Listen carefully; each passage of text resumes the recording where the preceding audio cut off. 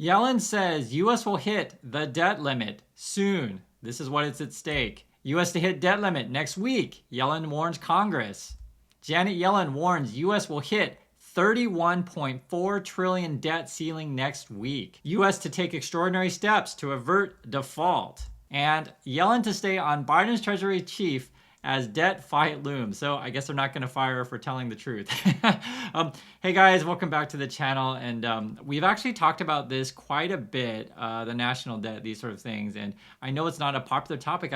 It's weird because when I was a kid, I'm just telling you guys, I lived through, for those of you old enough, you'll probably remember the election with Bush, Clinton, and Perot. And it was actually Ross Perot, who was a third-party candidate at the time. He came out and said, hey, everyone, national debt is like a real issue. We need to get government spending under control. And he essentially was, saying, hey, everyone in Washington is corrupt, et cetera. And I would argue that Perot helped us get Trump, be it good or bad. I'm just saying this idea that an outsider coming in.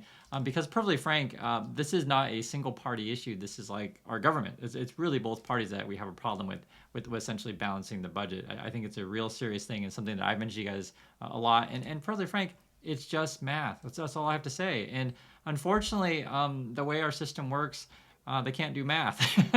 So I want to show you some of the details of this stuff, and we'll go to it together. So you can see here's the headline here. U.S. will begin extraordinary measures to stay under the debt limit.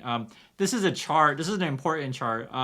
Basically, this shows you our federal debt, right, and the debt ceiling. And the debt ceiling is basically, how much can we go into deficit spending and how much are we going to borrow, et cetera, right? And essentially, if you keep raising the ceiling of how much you're going to borrow, then you're going to borrow more. So it has been going up for, this chart shows it since Reagan, but it's just been going up. So I guess that would be, 50 years if you go back to 1980. So this is a long brewing problem. I made videos about this thing before. And it's just math. It is starting to catch up with us. So let's take a look at the actual letter together that Janet Yellen wrote to Congress. So she's saying, Public Law 117-73 increased the statutory debt limit to approximately 31.381 trillion on December 16th, 2021. So basically said we increased it before, so essentially we're like, let's do it again. As you know, the debt limit is the total amount of money that the United States government is authorized to borrow to meet its existing legal obligations, including, you guys pay attention to this stuff, Social Security, Medicare benefits, military salaries, interest on the national debt, tax refunds, and other payments. And when you look at these, some of these are benefit programs, right? Social Security, Medicare, that kind of stuff, military salaries. But interest on national debt is basically a self-inflicted wound, which I'll show you charts in a moment here. Let's keep going with what else she says here. She says, I am writing to inform you that beginning January 19th, 2023, the outstanding debt of the United States is projected to reach the statutory limit. So basically, just a few days from now, we're going to run out of room to borrow more. Once the limit is reached, Treasury will need to start taking certain extraordinary measures. This is her language. Extraordinary measures to prevent the United States from defaulting on its obligations. So that's not something you want to hear, that the USA is going to default on their obligations. And when you hear kind of what she has planned, you'll see. We'll just go through it. The two extraordinary measures Treasury anticipates implementing this month are, one, redeeming existing and suspending new investments of the Civil Service Retirement and Disability Fund and the Postal Service Retirement Health Benefits Fund. So basically, they're messing with people's retirement. Not making it up. They're messing with Postal Service stuff and Civil Service stuff. So my opinion on this is not cool. That's my opinion on this. Okay, number two. Suspending the reinvestment and government securities investment fund of the Federal Employees Retirement System Thrift Savings Plan. Again, they're messing with people's retirement stuff. Again, my opinion, not cool. We'll keep going. Congress has provided Treasury with authority to take these actions, and the prior Treasury secretaries have used these measures, which will reduce the amount of outstanding debt subject to the limit and temporarily provide additional capacity for the Treasury to continue financing the operations of the federal government. After the debt limit impasse has ended, the CSRDF, Postal Fund, and the G Fund will be made whole. So they're basically saying, okay, we're going to borrow money from people's retirement. After everything's okay, we'll give the money back, I promise. And I get it, guys. I guess if you're not part of, say, the postal workers, you don't care. But it's messed up. That's my opinion on it. It's messed up. You make promises to people. you say, you know what, I'm going to put this money aside. That's your retirement. That's how, that's how we essentially will fund you in the future when you get old and gray and stuff like that. But like to be borrowing from this kind of stuff is messed up. I'd be curious if you guys agree or disagree with this sort of thing. Presidents and Treasury secretaries of both parties have made clear that the government must not default on any obligation of the United States. And as noted, Treasury secretaries in every administration over recent decades have used these extraordinary measures when necessary. So basically she's saying, oh yeah, guys, we borrow from people's retirement all the time. Both parties do it. We've done it for a long time. That's what we do as Americans. That's literally what she said. Both parties and both presidents, Treasury secretaries, everybody does it, right? As if it makes it okay. This is the USA. It's crazy. Let's read more. Yet the use of extraordinary measures enables the government to meet its obligations for a limited amount of time. Okay, she's saying we're only going to do this temporarily, basically. That's what she's saying. It is therefore critical that Congress act in a timely manner to increase or suspend the debt limit. Failure to meet the government's obligations would cause irreparable harm to the U.S. economy, the livelihoods of all Americans, and global financial stability. So basically, hey, USA, you need to borrow more money. Hey, Congress, we need to borrow more money, or the whole world falls apart. That's what she's saying. But it's...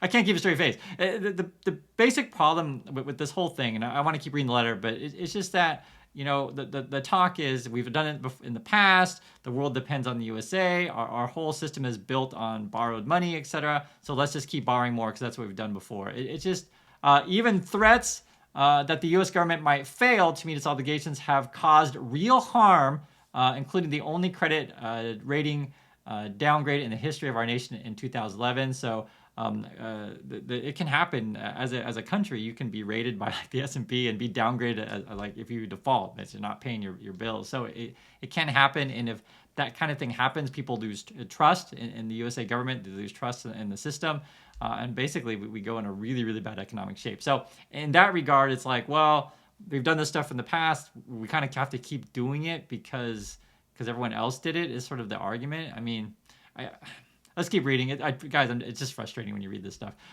Increasing or suspending the debt limit does not authorize new spending commitments or cost taxpayers money, right? So she's saying, hey, okay, we're going to borrow more, but it doesn't mean you're going to spend more. But when you look at that chart that I just showed you, every time you raise the limit, Congress borrows more, right? That's essentially how this game works. So, the Treasury is like, hey, we need to pay for the stuff that you did in the past, but please don't borrow more.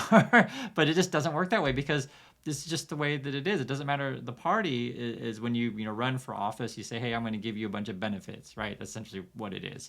And like I said, it's both parties. It's not a single party issue. Let's keep reading more. Increasing or suspending the debt limit doesn't. Okay. It simply allows the government to finance existing legal obligations that Congress says and presidents of both parties have made in the past. The period of time that extraordinary measures may last is subject to considerable uncertainty due to a variety of factors. So remember before she's saying, okay, we're going to borrow from people's retirement. It's going to be temporary. We'll fix things. We'll put it back. And now she's saying, how long is this going to be? It's how long it may last is subject to considerable uncertainty. They don't know. That's what it says. And it says, to a variety of factors, including the challenges of forecasting the payments and receipts of the U.S. Government months in the future. While Treasury is not currently able to provide an estimate of how long the extraordinary measures will enable us to continue to pay the government's obligations. This is literally their language. They don't know. While the Treasury is not currently able to provide an estimate of how long extraordinary measures, that's borrowing from people's retirement, will enable us to continue to pay the government's obligations. Like, it's ridiculous, right? It is unlikely that cash and extraordinary measures will be exhausted before early June. Consistent with past practice, I will, of course, continue to keep Congress informed as we approach the exhaustion of our resources. I respectfully urge Congress to act to protect the full faith and credit of the United States. Sincerely, Janet L. Yellen. It's all messed up, guys. I don't know what else to say. I'm just reading the language of Janet Yellen and what they're saying to Congress. And you can read some more headlines. Yellen calls on Congress to raise the debt limit. Right? We already know that. We got a problem brewing. And the other thing is, too, which we talked about with the McCarthy issue, you guys remember whether or not he was going to be a Speaker of the House. And I had mentioned to you guys before, sort of the more fringe Republicans, which I actually agreed with on some accounts. I mentioned this to you guys, they were essentially, outsiders coming in saying, hey, we got to control spending and let's have a balanced budget kind of thing and make that, part of the thing. And if they just, and I'm talking about the fringe Republicans, if they just would have stuck with that, I would have been fully supportive of them, that they could have had a moral, sort of a moral standing to, filibuster, do whatever they want to hold up the vote on speaker, and really brought the nation's attention. But, they had to say, you know what, I want I want to balance the budget. Plus, I wanted to build a really really big wall. I wanted to fund the IRS. Like they added a bunch of other stuff in there that I think really watered down their message. Because I think, in my opinion, like I was saying, I think the idea of balanced budget is not a crazy thing. I'm actually supportive of that. But unfortunately, they added a bunch of extra stuff which I don't think was so great. That's my opinion on that. And I don't think I'm just talking crazy stuff. I mean, you read these headlines. House lawmakers discuss discharge petition to force debt ceiling vote. This kind of stuff is that they always vote to yes on the debt ceiling whenever you ask Congress. And again, it's a both party issue. I mean, you could certainly blame Biden and the team. You can say, hey, look at this. We're spending $1 trillion on infrastructure, but it's like a bipartisan stuff, right? They all negotiated what we're going to spend money on, but there's just not enough coming in for what we're spending, and we're spending in a bunch in Ukraine. I mentioned this, guys, before. If people start losing their jobs and you look like, why are we, sending a bunch of money abroad, that kind of thing. I really get it. That's why I mentioned it several times, and it's strange that this aren't really big issues like they should be. And I'm just talking about math, and this is sort of something that frustrates me, and why I share with you guys. I don't like either party. It's basically because neither can do math. It's just like math. I don't know what else to say. It's very very frustrating. And this would be on the Republican side there. You do these things about okay, we're gonna get rid of the IRS, which doesn't really make sense to me either. I mean, you need the IRS to bring in money, right? So how does that even make sense? I was looking at this is just a bit of news from the banks had their earnings today.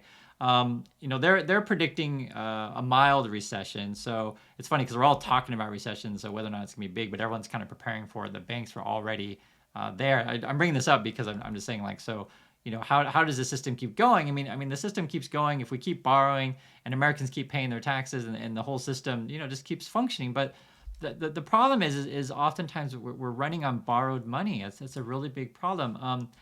Peter G. Peterson, it's funny, it's Peter Peterson, but you can look at this for yourself. That they track national debt, and this kind of stuff is nonpartisan. It's just numbers. That's all it is. Basically, is as we raise interest rates, right? You guys know interest rates are going up. It affects the cost of national debt, and these kind of charts here, you can see net cost, net interest costs. They just keep rising. This is of again national debt. And it's the same kind of chart here. So the first one is aggregate cost. This one here is the percentage of the revenues, right? And this one is again, it's obvious. It's going up, right? Not only is the government borrowing more, the interest rate on said debt is going up. And look at this. This is a really interesting chart.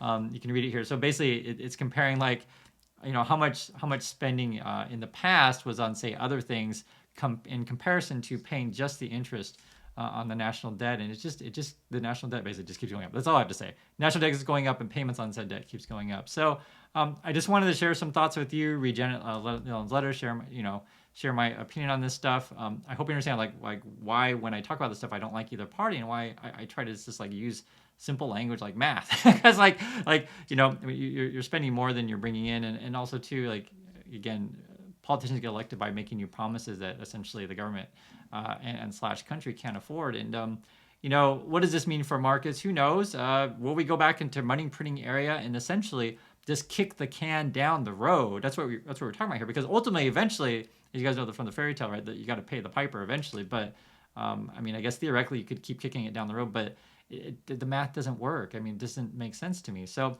that's my opinion on this one. I'd love to hear you guys' thoughts on this thing, and I'll catch you guys in the next video.